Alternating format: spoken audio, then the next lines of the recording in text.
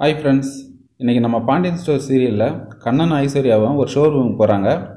அதாவது வீட்டுக்கு என்னென்னலாம் தேவையான டிவி, ஃப்ரிட்ஜு, வாஷிங் மிஷினு, கட்டில், அப்புறம் கிச்சனுக்கு தேவையான என்னென்னலாம் பொருள்லாம் வாங்கணுமோ எல்லாத்தையும் ரொம்ப ஆடம்பரமாக வாங்குகிறாங்க. அதே ஷோரூமுக்கு மீனாவும் வராங்க அவங்களுக்கு தேவையானதை வாங்குறதுக்கு. அப்போ எதாச்சியாக பார்க்குறாங்க, என்ன ஐஸ்வர்யாங்கன்னதும் இந்த மாதிரி எங்களுக்கான திங்ஸ்லாம் வாங்க வந்தோம் அப்படின்னதும், என்னென்ன வாங்க வந்திருக்குன்னதும் டிவி, ஃப்ரிட்ஜு, வாஷிங் மிஷின் இந்த மாதிரி கிச்சன் தேவையான பொருள் எல்லாமே வாங்கிட்டு வாங்க போகிறோம் அப்படின்னதும், என்ன சொல்கிறாங்க, எல்லாத்தையுமே ஒரே வழியாக வாங்க போகிறீங்க? ஆமாம், நான் ஒரே வழியாக தான் வாங்க போகிறோம் அப்படின்னதும், இதெல்லாம் காசு அதிகமாகும், அதெல்லாம் நாங்கள் பார்த்து பண்ணுற மாதிரி கெத்தாக சொல்கிறாங்க. இதை மீனா தனத்துக்கு ஃபோன் பண்ணி சொல்லிடுறாங்க. தனமும் முல்லையும் அவங்க வீட்டில் பேசிகிட்டு இருக்கும்போது, இதெல்லாம் வாங்குறாங்களாமே, இதெல்லாம் என்ன பண்ணுவாங்க? ஏன்னா பில்லே 1,20,000. இது கண்ணனால் நிச்சயமாக முடியாது.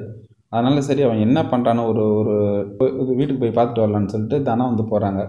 அப்போ போகும்போது அவங்க திங்ஸ் எல்லாம் வேன்லேருந்து இறக்கிட்டு இருக்காங்க. என்ன கண்ணா என்ன பண்ணுவோம் அப்படின்னதுக்கும், அதுக்கு வாங்க நீ வீட்டுக்குள்ளே போகலான்ட்டு கண்ணை கூப்பிட்டு போகிறான்.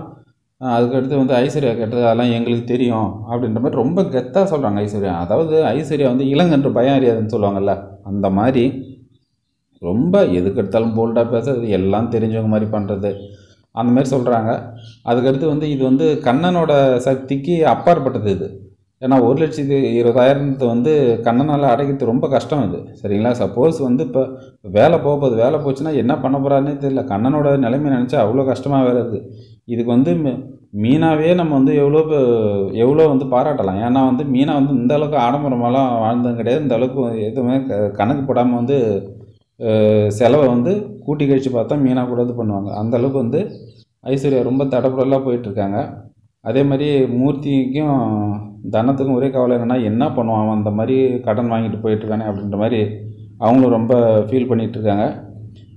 அதே மாதிரி கண்ணனுக்கு வேலை போச்சுன்னா கண்ணன் திரும்ப தனத்தை தேடி தான் போவார், வேறு வழி இல்லாமல் அண்ணன் வீட்டுக்கு. அதுக்கடுத்து அவங்க ஐஸ்வர்யாவும் வேறு வழி இல்லாமல் அங்கே தான் போனோம். அவங்கள உள்ளே விடணுமா வேணாமான்னு உங்களோட பதிவு கமெண்ட்ஸில் மறக்காமல் பண்ணுங்கள். நன்றி, வணக்கம்.